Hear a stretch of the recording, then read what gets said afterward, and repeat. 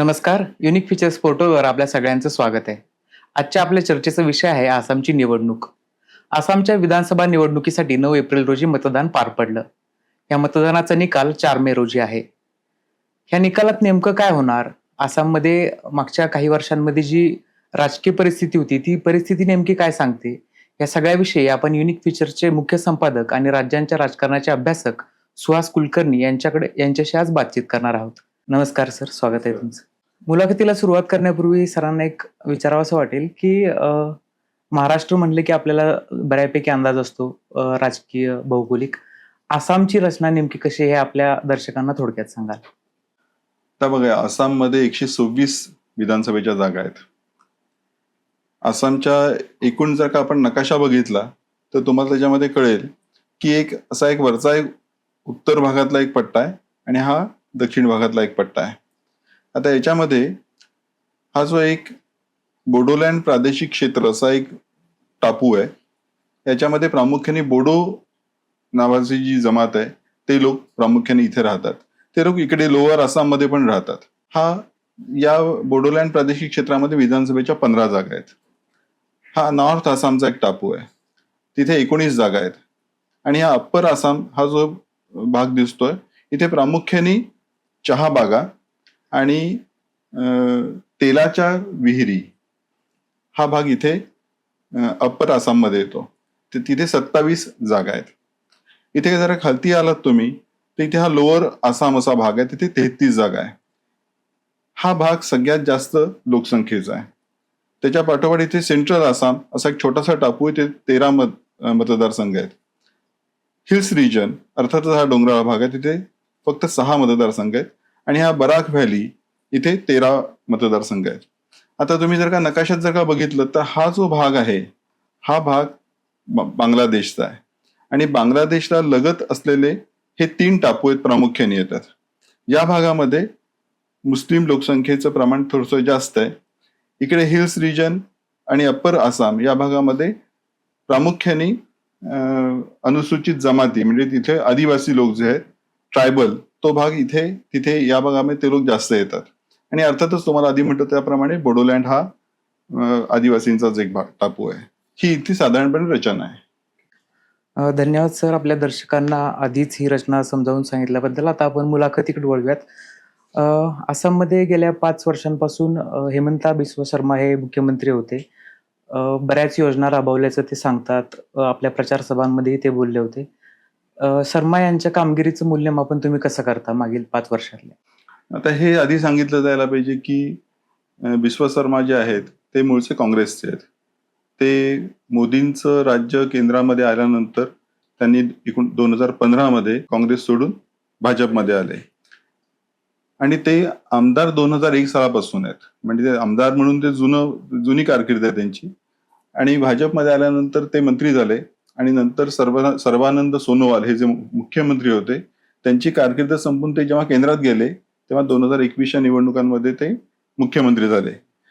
त्याच्या आधी north east मधली जी सगळी राज्य जी आहेत त्या राज्यांची जबाबदारी पण बिस्वा शर्मा यांच्यावरती होती. त्यामुळे ते त्या भागातले एक महत्वाचे नेते भाजपचे मानले जातात.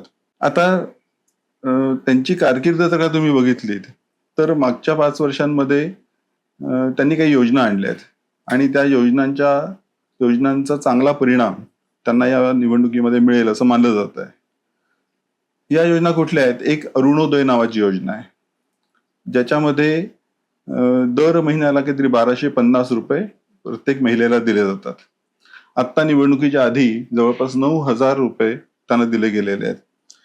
दुसरी योजना आहे वसुंधरा. या योजनेमध्ये ज्या लोकांकडे जमिनी नाही आहेत त्या जमिनींचे पट्टे देण्याची व्यवस्था त्यामध्ये केली गेलेली आहे. आणि तिसरी आहे लखपती बायडो. या 3 योजनांच्या आधारे ते बऱ्यापैकी यश मिळवतील असं दिसतंय. या योजनांचा त्यांना राजकीय लाभ मिळेल अशी अपेक्षा ते करू नयेत. पण आसाम हे काही त्या अर्थाने प्रगत राज्य नव्हे.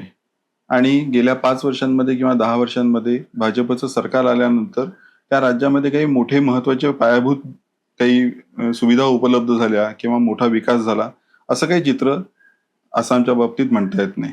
या उलट गेल्या काही दिवसांमध्ये विश्वशर्मा यांची जी प्रतिमा आहे ती काही कारणांमुळे डागाळलेली आहे आणि त्यामुळे या योजनांचा जो फायदा मिळेल असं जे मानलं जात होतं आणि सहजपणे आसाममध्ये भाजपचं राज्य येईल असं मानलं जात होतं, तशी आता परिस्थिती नाही आहे.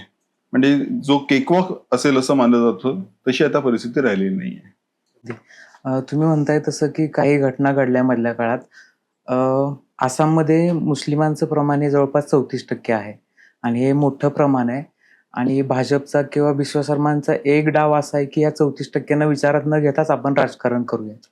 मुस्लिम देशाचे अनेक प्रकार त्या राज्यामध्ये आपल्याला पाहायला मिळालेत. त्यांना घुसखोर ठरवणं, घर पाडणं त्यांचं असं असू देत. तर अशा परिस्थितीत मुस्लिमांविषयीची जी भीती हिंदूंच्या मनात तयार केली जाते विश्वशर्मा आणि भाजपकडून, तर याचा फटका भाजपला बसेल असं वाटतंय का तुम्हाला या निवडणुकीत? आता कसं आहे की मुस्लिमांची लोकसंख्या 34% आहे हे बरोबर आहे आणि हिंदूंची लोकसंख्या ही तिथल्या आदिवासींना धरून 61%, आदिवासी काहीतरी 13-14% आहेत आणि शिवाय 4% ख्रिश्चन जेही प्रामुख्याने आदिवासीच आहेत. त्यामुळे 61% हे हिंदू आहेत. आता ही 61%मध्ये ते काही एकमुष्ट 61% म्हणून मतदान करत नसतात. सगळे उठून काही भाजपला मतदान करत नसतात. किती भाजपनी स्वतःची प्रतिमा तशी केलेली असते तरी सुद्धा. कारण की आसाममध्ये बंगाली लोकांचं प्रमाण पण मोठं आहे आणि भाजपचा जो मित्रपक्ष आहे आसाम गण परिषद, तो अर्थातच बंगाली लोकांच्या विरोधात आंदोलन करून आलेला आहे. त्याच्यामध्ये बंगाली हिंदू आणि मुसलमान दोन्ही येतात. त्यामुळे बंगाली लोक हे तेवढ्या उत्साहाने भाजपला मतदान करतात असं नाहीये. हा एक त्यातला भाग झाला. दुसरं असं बघा की याच्यामध्ये या नकाशामध्ये जर का तुम्ही बघितलं तर हा आसामचा जो बांगलादेशाला धरून असलेला भाग जो आहे, हा एवढा सगळा भाग जो आहे तो म्हणजे बराक व्हॅली, सेंट्रल आसाम आणि लोअर आसाम याचा जो बांगलादेशाला धरून असलेला जो भाग आहे त्या भागामध्ये मुस्लिम लोकसंख्या मोठी आहे. पण आता काय झालेलं आहे की SIR ही जी व्यवस्था आता राबवण्यात आली त्याच्यामध्ये मुसलमानांचे 29 मतदारसंघांमध्ये प्राबल्य होतं, ते कमी होऊन 21 पर्यंत आलेलं आहे. त्यामुळे ती एक एज असं आपण म्हणू शकतो भाजपला याच्यामध्ये मिळू शकते. दुसरी गोष्ट अशी आहे की ज्या भागामध्ये मुस्लिम लोकसंख्या जास्त आहे त्या भागामध्ये काँग्रेसचं जसं वर्चस्व आहे तसंच बद्रुद्दीन अजमल नावाचे तिथले एक नेते आहेत. त्यांचा एक स्थानिक पक्ष आहे आणि त्याच्याशिवाय MIMनी तिथे त्यांना पाठिंबा दिलेला आहे. मुस्लिमांचे म्हणून जे पक्ष आहेत ते पक्ष तिथे काय पद्धतीने ऑपरेट होतात आणि किती मतं मिळवतात त्याच्यावरती मुस्लिम मतांचं विभाजन होणार का आणि त्याच्यावरती भाजपला यश किती मिळणार हे ठरणार आहे. आसामचे जे मुख्यमंत्री आहेत हिमंत बिस्वा शर्मा, त्यांनी घुसखोरांचा प्रश्न त्यांच्या प्रचार सभांमध्ये लावून धरला होता. बांगलादेशमधून लोक येत आहेत, इथं त्यांचं स्थान जमवत आहेत. तर हा घुसखोरांचा प्रश्न या निवडणुकीत कितपत महत्वाचा ठरेल असं तुम्हाला वाटतंय? भाजपनी हा प्रश्न फक्त आसामपुरता ठेवलेला नाही आहे. आसाम आणि बंगाल या दोन्ही राज्यांमध्ये हा प्रश्न त्यांनी जोरात उचलून धरलेला आहे आणि जणू काही तो त्यांच्या निवडणुकीचा एक प्रमुख मुद्दा आहे, इतका तो जोरात मांडलेला आहे. आणि आसाममध्ये तर हा प्रश्न फक्त निवडणुकापुरता नाही ठेवलेला. मागची 5 वर्ष मुख्यमंत्री विश्वशर्मा हा मुद्दा बोलतायत, रेटतायत आणि SIR मध्ये सुद्धा कशी त्याच्यामध्ये कटोती केली गेलेली आहे आणि याच्या पुढे जिथे कुठे घुसखोर दिसतील त्या सगळ्यांचं कसं तिथनं त्यांचा नामोनिशाण हटवून टाकलं जाणार आहे, अशा प्रकारची भाषा त्याच्यामध्ये केली गेलेली आहे. आणि विश्वशर्मा हे असे आहेत की भाजपचे नेते स्थानिक पातळीवरचे ज्या भाषेत बोलणार नाहीत किंवा बोलू शकणार नाहीत अशा भाषेत ते तिथे बोलतात. त्यांच्या भाषेमध्ये आक्रमकता असते. हिंदू आणि मुसलमान यांच्यामधला जो ताण आहे तो आणखीन वाढवण्याचा प्रयत्न चाललेला असतो आणि त्यांचे खुलेपणाने चाललेलं आहे. त्याच्यावरती यावरती भरपूर टीका होऊन सुद्धा त्यांनी त्यांच्यामध्ये काही फरक पडलेला नाहीये. त्यामुळे घुसखोरीचा प्रश्न हा जसा राष्ट्रीय सुरक्षेचा प्रश्न म्हणून एक महत्वाचा असतो तसा तो दुसऱ्या बाजूने राजकारणामध्ये हिंदू आणि मुसलमान यांच्या थराला नेलेला आहे. त्यामुळे घुसखोर हे सगळे कसे मुसलमान बांगलादेशातनं आलेले आहेत आणि त्यांच्यामुळे आसामचा विकास कसा थांबलेला आहे अशी सगळी चर्चा, अशी सगळी भाषा त्यांनी तिथे चालवलेली आहे. हा प्रचार अनेक लोकांच्या गळी उतरतो सुद्धा, कारण की ते बॉर्डर स्टेट आहे. तिथे आधी फाळणीच्या वेळेला, मग बांगलादेशच्या निर्मितीच्या वेळेला आणि नंतर मग बांगलादेशमध्ये ज्या काही महत्वाच्या हिंसक घडामोडी घडतात त्या वेळेला लोक तिकडनं इकडे येत गेलेले आहेत.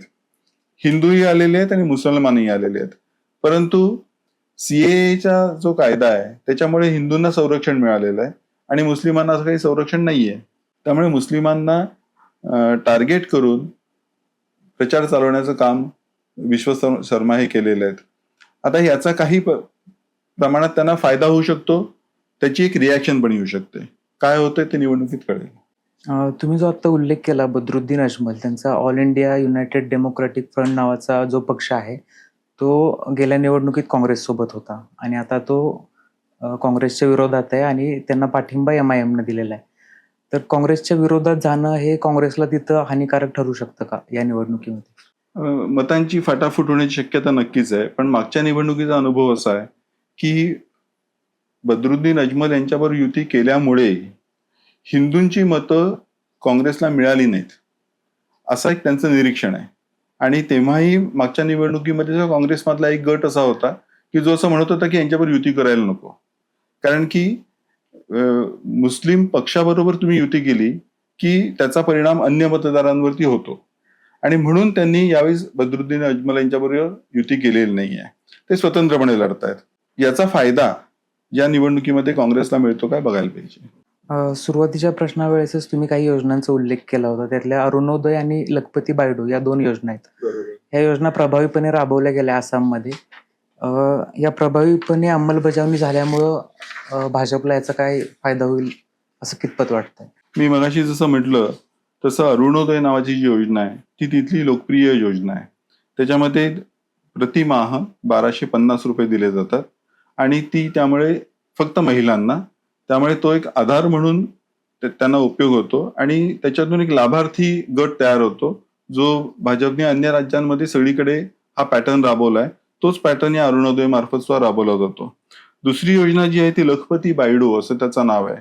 त्याच्यामध्ये असं आहे की स्वमदत गट जे आहेत त्यातल्या स्त्रियांना रक्कम द्यायची. पहिल्या वर्षी एक रक्कम, दुसऱ्या वर्षी, तिसऱ्या वर्षी अशी मिळून 35,000 रुपयाची रक्कम दिली जाते त्या गटांना आणि 40 लाख बायका त्याच्यामध्ये इन्व्हॉल्व आहेत आणि त्याच्या मार्फत 35,000 रुपये सरकार गुंतवणार, त्याच्यामधनं 1 लाख रुपयाची कमाई ती बाई करू शकेल आणि त्यामुळे ती लखपती बनेल, अशी त्यांची योजना आहे. तीही लोकप्रिय योजना आहे. आणि तिसरी जी वसुंधरा नावाची योजना आहे त्या योजनेमध्ये जमिनीचे पट्टे, म्हणजे जे बंगालमध्ये कम्युनिस्टांनी पूर्वी केलेलं होतं की भूमिहीनांना जमीन मिळवून देणं, त्याचंच योजनेमध्ये रूपांतर त्यांनी केलेलं आहे आणि त्याच्यामध्ये जवळपास 3,30,000 एवढ्या कुटुंबांना जमिनीचे पट्टे दिले जाणार आहेत, अशी योजना त्यांची आहे. त्याच्यातली 28,000 कुटुंबांना गेल्या काही काळामध्ये जमिनी वाटप करण्यात आल्या आणि त्याचे मोठे कार्यक्रम पंतप्रधानांच्या हस्ते तिथे केले गेले. त्याच्यामुळे त्या लोकांमध्ये एक आशा निर्माण झाली की आपल्याला पण जमिनीचे पट्टे मिळतील, आपण जमिनीचे मालक बनू आणि आपल्याला दुसऱ्यांच्या शेतावरती किंवा बागांमध्ये जाऊन काम करण्याची गरज पडणार नाही किंवा ते एक ऍडिशनल इन्कम असेल आणि आपण स्वतः उत्पन्न मिळवू शकू. अशा 3 योजनांचा परिणाम तिथे मोठा होण्याची शक्यता आहे. आता चहाच्या मळ्यांचा उल्लेख आला. चहाच्या मळ्यांच्या संदर्भातून पंतप्रधान मोदींनी सुद्धा भेट दिली होती. राहुल गांधींनी त्यांचे प्रश्न उचलले होते. हेमंत सोरेन यांच्या पक्षानं त्या चहाच्या मळ्यात प्राबल्य असलेल्या 31 ठिकाणी त्यांचे उमेदवार दिलेले आहेत. काय वाटतं चहाच्या मळ्याचं जे प्रभाव राहिलेला आहे आसामच्या राजकारणावरती, महत्वाच्या ज्या जागा मानल्या जातात त्या ठिकाणी कुठला पक्ष फायद्यात राहील? त्याच्यात 3 गोष्टी आहेत. एक गोष्ट अशी आहे की चहाच्या मळ्यांमध्ये जे काम करणारे जे मजूर आहेत त्यांना त्यांची रोजंदारी वाढवून देण्याचं आश्वासन भाजपने दिलं होतं मागच्या निवडणुकीमध्ये. त्यांनी अगदी निवडणुकीच्या तोंडावरती काहीतरी 50 रुपयाची वाढ दिलेली आहे. त्यांची मागणी 150 रुपयांची होती. 150 रुपये वाढ मिळावी अशी मागणी होती आणि ती मागणी पूर्ण न झाल्यामुळे त्यांच्या बाबतीमध्ये एक निराशा आहे की यांनी आपल्याला आश्वासन देऊन मागच्या वेळेस मतं मिळवली होती, ती याही वेळेस ते पूर्ण करू शकत नाहीये. त्यामुळे अन्यथा त्या चहा बागांच्या भागामध्ये भाजपचा चांगला जोर आहे, पण तिथे ही एक अडचण त्यांना येताना दिसते. दुसरी गोष्ट अशी आहे की गोगोई जे काँग्रेसचे आहेत ते या भागामध्ये त्यांनी त्यांचं चांगली ताकद तयार केलेली आहे. आणि ही जी निराशा जी आहे मतदारांमध्ये की आपल्याला काही मिळालं नाही, ती कॅच करण्याचा प्रयत्न ते मोठ्या प्रमाणात करतायत. हा काँग्रेसच्या दृष्टीने एक अनुकूल बदल त्यांच्यामध्ये झालेला आहे. तिसरी गोष्ट अशी आहे की हे जे हेमंत सोरेन जे झारखंडचे मुख्यमंत्री आहेत, कोणालाही असं वाटावं की झारखंडचा पक्ष 2-3 राज्य पार करून तिकडे आसाममध्ये येण्याचं काय कारण आहे? आणि त्यातही ते इंडिया आघाडीमध्ये आहेत. हा, ते इंडिया आघाडीत आहे. त्यांचं आणि काँग्रेसची युती होण्याचे प्रयत्न बरेच झाले होते, पण ते अपयशी झाले. आता त्यातली गंमत अशी आहे की तिथे जे काम करणारे जे मजूर आहेत ते इंग्रजांच्या काळामध्ये इंग्रजांनी चहा बागांमध्ये मजूर म्हणून आणलेले आहेत. कुठनं आले ते? छोटा नागपूर नावाचा जो भाग जो आहे, मोठा टापू आहे तो, त्या भागातून आलेले मजूर आहेत. त्यामुळे त्यांची भाषा, त्यांची संस्कृती ही त्या झारखंडशी जोडलेली आहे. त्यामुळे त्यांनी तिथे उमेदवार उभे केलेले आहेत. आता त्यात अशी गंमत आहे की हे जे झारखंडच्या पक्षाने जे उमेदवार उभे केलेले आहेत त्याचा फायदा किंवा तोटा कोणाला होईल? आता साधं गणित असं असतं की विरोधकांच्या मतांमध्ये फूट पडली तर त्याचा फायदा सत्ताधारी पक्षाला होतो. तशी एक शक्यता आहेच. पण दुसरी शक्यता अशी आहे की चहा बागांमधल्या मजुरांची जी मतं मोठ्या प्रमाणावरती जी भाजपला मिळतात, ती मतं जर का वळून झारखंडच्या पक्षाकडे गेली तर कदाचित त्याचा फटका भाजपला पण बसू शकतो. त्यामुळे 3 शक्यता आहेत त्याच्यामध्ये. तुम्ही जो उल्लेख केला गौरव गोगोईंचा, त्यांनी तिच्या जोरहाटमधून निवडून येतात. तो चहाच्या मळ्यातले कामगार आहेत, तोच भाग आहे. लोकसभेत अत्यंत प्रभावी भाषणं त्यांनी केलेली आहेत. राहुल गांधींचाही त्यांच्यावरती विश्वास आहे. प्रदेशाध्यक्ष सुद्धा आहेत ते आसाम काँग्रेसचे. तर त्यांच्या नेतृत्वाखाली आता निवडणूक लढली जाते. काँग्रेसकडून आसामची लढली गेली. तर कितपत प्रभाव त्यांचा पडला असेल आसाममध्ये असं वाटतंय तुम्हाला? कारण चर्चा तर काँग्रेस मार्फत त्यांच्याच नावाची होती. त्यांच्या सभांना चांगली गर्दी होत होती आणि त्यात उत्स्फूर्तपणा पण दिसत होता. त्यामुळे एरवी काँग्रेसच्या सभा देशभरातल्या अशा होत नाहीत. पण गौरव गोगोईंच्या सभांना अशी गर्दी होत होती आणि राहुल गांधी त्या सभांना नसताना सुद्धा अशी गर्दी होत होती. हा एक भाग झाला. कारण गर्दीवरनं काही निवडणुकांचे निकाल ठरत नसतात.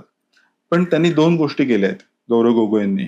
त्यातली एक गोष्ट अशी आहे की मागच्या वेळेस असं झालं होतं की काँग्रेस आणि भाजप या दोन्ही पक्षांना अगदी सारखी मतं मिळाली होती. 37.5% मतं काँग्रेसला, तेवढीच मतं भाजपला.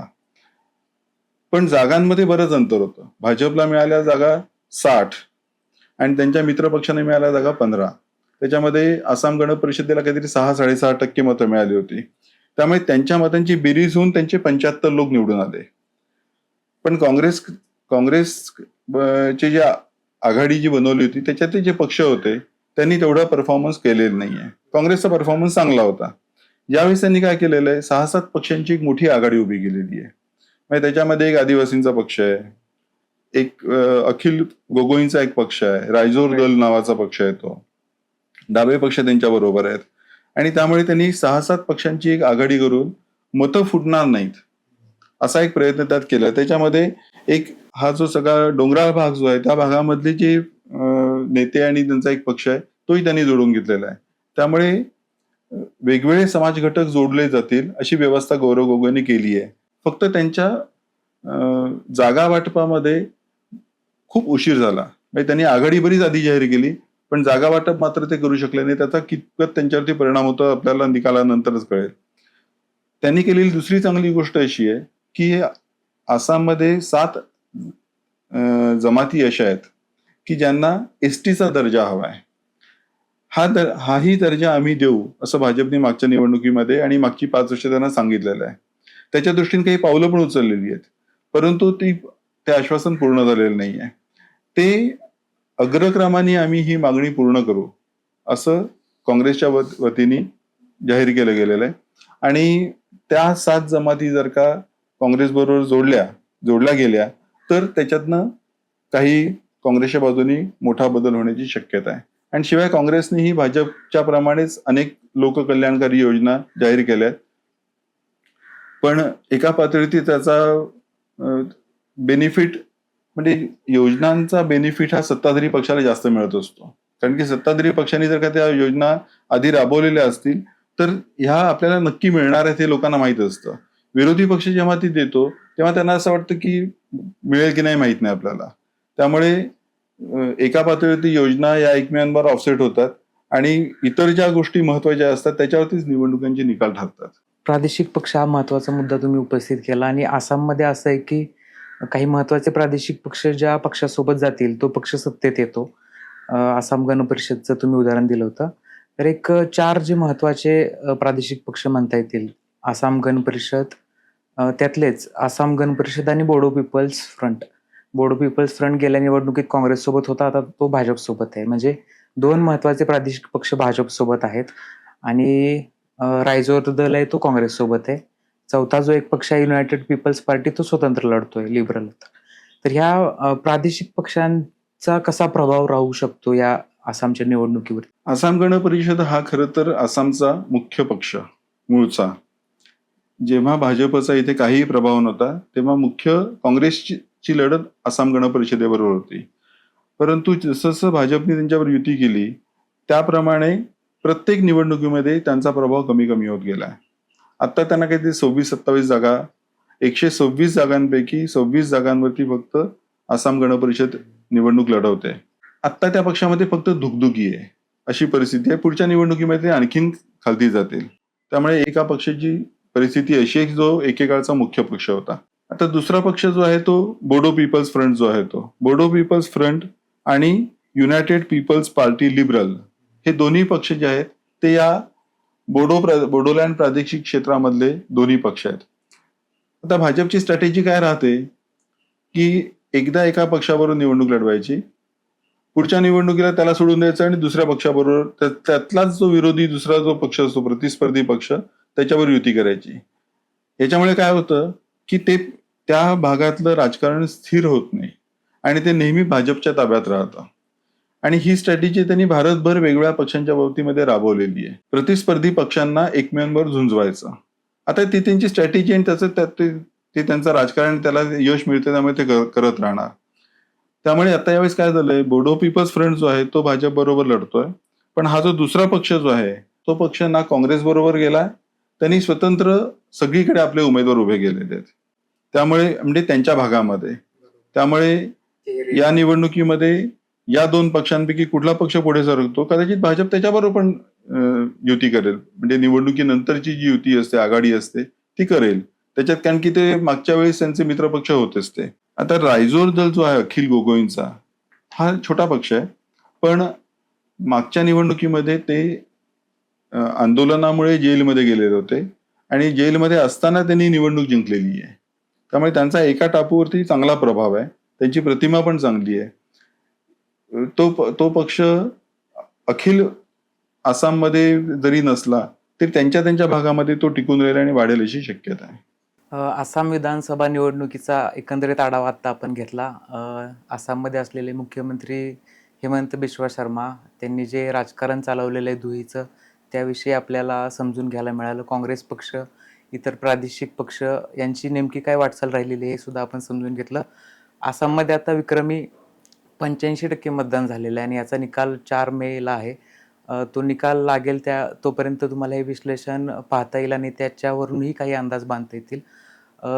ज्या 5 राज्यांमध्ये विधानसभा निवडणुका होत्या, 4 राज्य आणि 1 केंद्रशासित प्रदेश, या ठिकाणचं जे विश्लेषण आहे ते आम्ही युनिक फीचर्स पोर्टलवरती लेखांच्या माध्यमातूनही केलेलं आहे. हे लेख तुम्हाला पोर्टलवरती जाऊन वाचता येतील. त्या लेखांची लिंक आम्ही डिस्क्रिप्शनमध्येही दिलेली आहे व्हिडिओच्या. तर अशाच प्रकारचे माहितीपर लेख आणि व्हिडिओ पाहण्यासाठी युनिक फीचर्स पोर्टलच्या यूट्यूब चॅनलला लाईक, शेअर आणि सबस्क्राईब करा. धन्यवाद.